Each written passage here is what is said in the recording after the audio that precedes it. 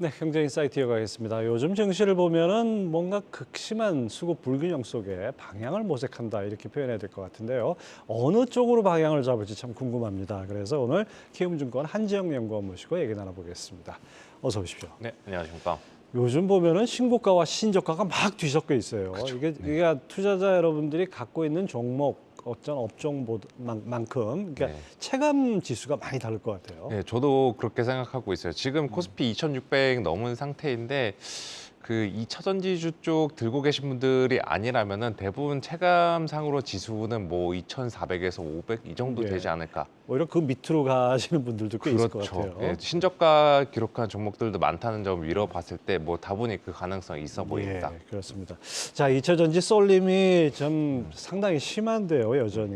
예, 우리 증시가 어쨌든 간에 지수 저점은 조금씩 높여왔어요. 네네, 맞습니다. 근데 앞으로 더 상단이 열려 있다고 볼 수 있는 건지요. 저는 열려 있다라고 보고 있어요. 그런데 이제 그 7월 달에도 상승하고 뭐 6월 달에 상승하고 매달마다 앞으로 상승해 가기보다는 중간중간에 조금 숨고르기를 예. 해가면서 저점을 지금처럼 계속 완만하게 높여가는 이러한 장세를 그리고 있습니다. 그래서 저는 뭐 연말이나 내년도 상반기까지만 놓고 봤을 때에도 전체적으로 지수는 지금 윗방향으로 보시는 게 맞다라고 말씀을 드릴게요. 예, 그렇군요.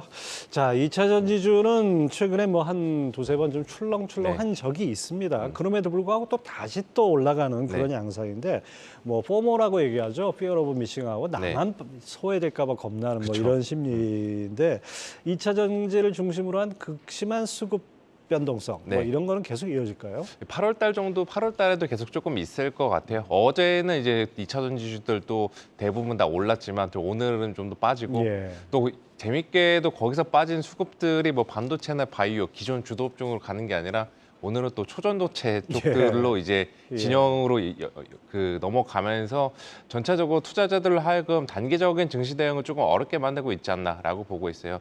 그리고 2차 전지 쪽에 대한 포모 현상은 저 뭐 8월 달에도 수시로 그 휴증 저희가 지난주에 경험했던 것처럼 장중에 갑자기 시세가 급변하는 이러한 것들이 좀 있지 않을까라고 생각하고 있습니다. 예. 이거는 뭐 투자자들의 심리상 지금 조금씩 피로감을 느끼고 있는 것 같아요. 너무나도 예. 변동성이 심해지다 보니까 이제 어느 정도 먹었으면은 차익 실현하자 이러한 좀 마음도 점증하고 있는 것 같습니다. 그렇다면 더 변동성이 커질 수 있는 여지가 있는 거죠. 그 가능성이 있습니다. 뭐 그래도 저희 가장 우려가 되는 것 중 하나는 2차 전지 쪽들로 뭐 현물 수급뿐만이 아니라 신용으로 들어오는 레버리지 베팅 자금들도 많이 들어왔었는데 거기서 이제 이것들이 일시적으로 빠져나가게 되면은 증시 전반적으로 시장을 좀 흔들리게 만들지 않을까 이 우려를 할 수가 있는데 저도 뭐 데이터를 체크해 보니까 그렇게 우려할 만한 단계는 아니다. 예. 시가총액 대비 코스닥의 신용 잔고 비율을 보면은 과거에 뭐 코스닥이 반대매매 한창 나오던 그 시기에 비해서 높지 않기 때문에 여기에 대해서는 우려는 하지 않으셔도 된다. 이 말씀을 드릴게요. 예, 그렇군요. 자, 어떤 재료 때문이든 간에 뭐 시장에 오른다는 건 투자자의 입장에서는 뭐 바람직한 흐름이라고 할 수 있는데 그동안 시장에 드리웠던 여러 가지 불확실성들 이런 부분들이 이제 거친 것도 시장 상승의 한 요인이 되지 않을까 싶어요. 네, 맞습니다. 그게 어떻게 보면은 바닥을 다져주는 거죠. 그러니까 저점을 높이는데 기여를 했다라고 보시면 될 것 같고 반대로 불안한 것도 있어요. 지금 시장의 면면을 살펴보면은 그렇게 새로운 악재들이 잘 안 보이잖아요. 예, 저희가 항상 이제 과거 증시 경험을 반추해 보면은 방심하다가 한 방 중간중간에 맞았었는데 이번에도 과연 뭐 그런 사태가 발생하지 않을까 이 고민들을 하고 있는데 저도 그래서 요즘 열심히 곳곳에 면밀히 들여다보고 있지만 아직까지 그런 그 새로운 악재가 증시의 발목을 세게 붙잡을 그러한 재료들은 보이지 않는다. 이렇게 말씀을 드리겠습니다. 예, 저도 이렇게 관찰해 본 결과 경험상 그런 느낌이 듭니다. 네, 맞습니다. 아무런 악재가 없이 뭔가 좋은 일만 있다 그럴 때가 오히려 어떤 변곡점이 그렇죠. 되는 그런 네, 상황이 있었죠. 근데 어쨌든 간에 뭐 딱히 떠오르는 신규 악재는 없습니다. 이런 것들이 어떻게 보면 시장을 받치는 요인이 네. 될 것 같은데 미국 경기 가장 그 관심을 가졌던 미국 경기 이제는 뭐 노랜딩 얘기도 나오고 그렇죠. 최소한 소프트 랜딩인 것 같아요. 그 정도 수준인데 이건 뭐 동의하시죠? 저는 노랜딩은 아직은 조금 어렵다라고 보고 있어요. 지금 시점에서 노랜딩, 그 흔히 말하는 이제 골디락스 네. 이게 현실화되면은 증시는 뭐 코스피 기준으로도 하반기 때 얼마든지 3천 이상 갈 수 있다라고 보고 있어요. 그런데 아쉽게도 미국의 노랜딩 가능성 그렇게 높게 보지는 않습니다. 뭐 얼마 전에 연준에서 나온 대출 조사 봐도 그 은행들의 대출 회고비를 다시 쬐고 있고 기업들도 대출 수요가 약화되고 있고 예. 또 미국의 ISM 제조업 PMI 같은 경우도 어제 발표된 것 봐도 여전히 50선 이하 그 경기 판단 기준선을 하회하고 있는 만큼 미국의 경기 모멘텀은 2분기까지는 좋았는데 앞으로 갈수록 둔화된다. 이 경로로 상정하는 것이 그냥 좀 낫지 않나 이렇게 말씀을 드릴게요. 아무튼 서서히 뭐 마일드한 소프트 랜딩 이 정도로 보는 게 낫겠네요. 맞습니다. 네. 자, 그다음에 이제 작년 우리를 아주 작년부터 괴롭혔던 인플레, 경기 침체 우려, 그다음에 지정학적 불안 이런 어떤 기존 악재들은 뭐 이제 더 이상 시장에 큰 영향을 미치거나 이러진 않을까요? 예, 뭐 그렇게 보고 있어요. 왜냐하면 저희가 생각해 보시면 작년에 그렇게 고생을 했는데 그 고생을 했던 거의 대부분은 지금 말씀하신 인플레이션, 뭐 긴축, 지정학적 이러한 것들을 주가에 반영을 해왔던 만큼 얘네들이 불확실성들이 높아진다고 하더라도 이게 증시의 하단을 막 되게 세게 깰 만한 재료는 아니다. 예. 이렇게 좀 생각하시면 될 것 같습니다. 약간 내성이 생겼다 그럴까요? 예, 시장에서도. 맞습니다. 이제 내성 뭐 아니면 학습 효과 학습 이 정도, 효과 이 정도로 겪을 보시면 만큼 될 것 같아요. 겪었다는 것이 어떻게 보면 그런 상황인 것 같습니다.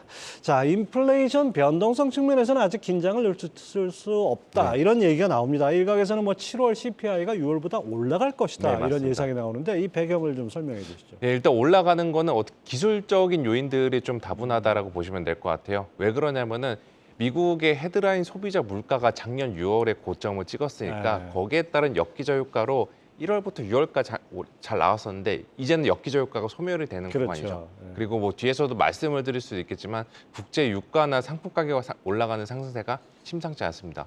그래서 제가 봤을 때 이번 다음 주 목요일에 발표가 될 예정 10날 발표가 되는데 그게 대략 3.3 정도 나올 것 같아요. 예. 6월 달에 3.0이었으니까 예. 높게 나오죠. 그리고 더 방심할 수 없는 거는 8월 달에도 대략 3.8에서 3.9 나올 것 같습니다. 오히려 더 그래프상으로 올라가는 모양새가 심리 면에서는 좀 약간 그쵸. 악영향을 예, 미치겠네요. 저는 개인적으로 이렇게 인플레이션이 내려가는 그림을 계속 그리고 있는데 중간 지금 딱 6, 7, 8월 달 CPI 이 과정에서 한 번 더 인플레이션이 잠깐 튈 수 있거든요. 예. 이게 투자자들로 하여금 야 이거 인플레이션 안 잡히는 거 아니야? 이러한 좀 우려를 만들어낼 수 있다. 그런데 저는 지금까지 놓고 봤을 때 그냥 노이즈, 소음 정도로 그냥 2달 정도만 견디시면 되지 않을까라고 생각하고 있습니다. 2달 짧지 않은 기간인데요. 그렇죠. 증시 입장에서 예. 2달은 뭐 굉장히 장기적이라고 할 수는 있는데 중간중간에 그래도 대응할 만한 여지는 충분히 있다라고 보고 있어서 뭐 물가가 올라간다라고 하더라도 이거를 연준의 긴축 더하고 금리 인하 없고 이러한 베팅철에 안 하시는 게 낫지 않나라고 말씀을 드립니다. 뭐 연준이나 우리나라 한국은행이나 중요시하는 것이 네. 뭐 당장의 물가 상승률보다도 기대 인플레이션 그쵸. 아니겠습니까? 앞으로 어떻게 될 것인가? 이 부분을 봤을 때는 최근 물가를 끌어내리는데 그 좀 긍정적인 영향을 미쳤던 유가가 그쵸. 다시 또 뛰고 있어요. 네, 이런 맞습니다. 부분이 상당히 어떻게 보면 위험 요인이 될 수도 있지 않을까 네. 싶은데요. 그게 이제 앞에 말씀드린 인플레이션 불확실성과 좀 맞물릴 것 같아요. 유가도 저도 데이터를 오랜만에 체크해 보니까 한 달 7월 한 달 동안은 거의 15% 정도 예. 올랐더라고요.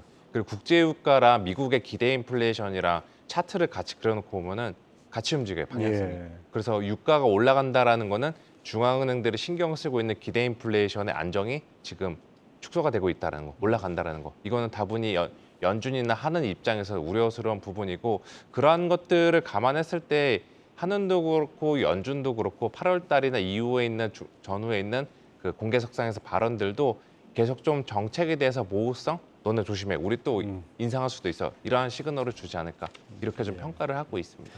네, 어쨌든 간에 뭐 그래프상으로는 좀 올라가는 게 좀 약간 찜찜한 느낌이 드는데 또 8월이지 않습니까? 네. 8월이면 미국 그 연준에서 이 잭슨홀 미팅을 하는 그렇죠. 작년 8월에 뒤통수를 맞은 기억이 워낙 네, 생생해서 맞습니다. 네. 이번에 8월 말 잭슨홀 미팅에서 파월 의장이 또 한 번 뭔가 시장의 기대를 확 꺾어버리는 뭐 이런 멘트를 하지 않을까 이런 우려도 있어요.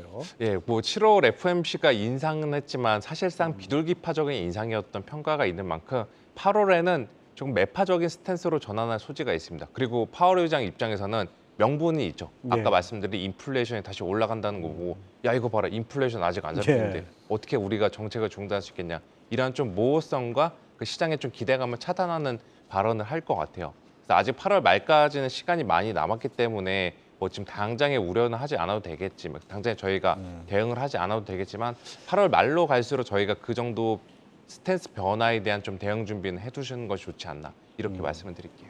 한정연구원이 최근 우리 증시는 이제 방향성을 탐색하는 구간이다 이렇게 보셨는데 상단은 어디까지 열려 있다고 보시는지 그리고 만약에 그 상단으로 올라탄다면은 어떤 섹터가 좀 유망한지. 일단은 올해 연말까지 제가 코스피 전망치로 제시한 거는 상단은 2,800 정도로 제시를 했습니다. 이제 2,600 중후반이니까 2,800 조금만 올라가면 되기는 예. 하죠. 그래도 전체적 방향성은 위로 간다라고 보시면 될 것 같고 주도가 될 만한 업종은 저는 여전히 지금은 반도체 쪽으로 계속 꼽고 있어요. 물론 반도체 이제 기대가 원래 3분기에는 좀 살아난다 그랬는데 지금 지연이 되고 있어요. 계속 미뤄지고 있죠. 이게 저희가 몇 번 예전에도 경험했던 그런 코스이기는 한데 그 어제 발표된 한국의 수출상 반도체 수출 봐도 다시 마이너스 감소폭을 확대하긴 했습니다. 예. 그런데 이것도 결국에는 작년 7월에 수출 고점을 기록했던 거에 따른 역기저 효과 이것도 작용을 했고 이미 감사는 계속 진행이 되고 있고 메모리 가격도 전월 대비로 체크해 봤을 때 지금 보합세나 이제 마이너스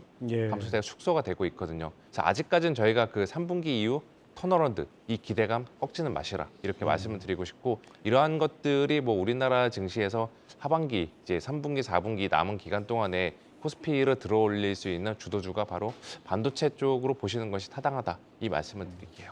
이건 별로 근거 없는 얘기지만 네. 더위가 좀 수그러들 때쯤 되면 뭔가 나타나지 않을까 생각도 뭐 드네요. 그럴 수도 있죠. 근데 이 더위가 요즘 날씨를 보면 언제 수그러들지는 네. 모르겠지만 그래도 뭐 3분기 중순 이후로는 저희가 베팅 해볼 만하다 이 생각하고 있습니다. 네, 잘 알겠습니다. 키움증권 한지영 연구원 함께했습니다. 감사합니다. 네.